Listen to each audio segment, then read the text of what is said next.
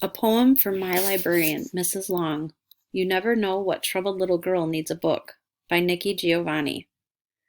At a time when there was not TV before 3 p.m., and on Sunday none until 5, we sat on the front porches watching the JFG sign go on and off, greeting the neighbors, discussion, the political situation, congratulating the preacher on his sermon. There was always the radio which brought us songs from WLAC in Nashville and what we would now call easy listening or smooth jazz.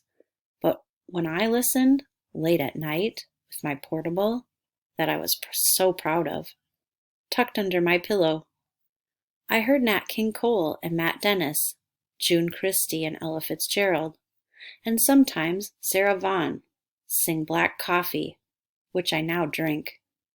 It was just called music. There was a bookstore uptown on Gay Street, which I visited and inhaled that wonderful odor of new books.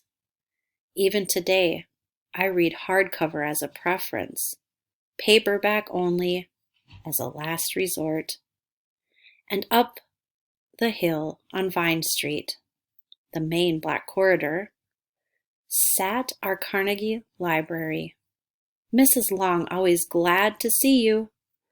The stereoscope always ready to show you faraway places to dream about.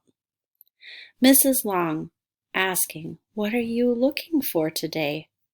When I wanted Leaves of Grass or Alfred North, Whitehead, she would go to the big library uptown, and I now know, hat in hand, to ask to borrow so that I might borrow.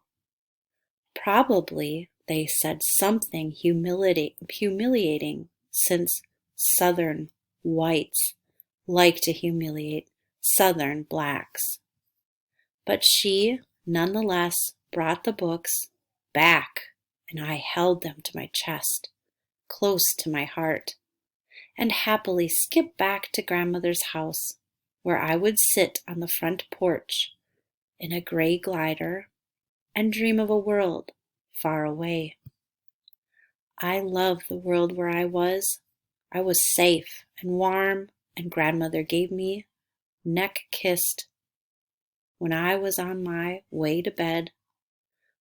But there was a world somewhere out there, and Mrs. Long opened that wardrobe. But no lions or witches scared me.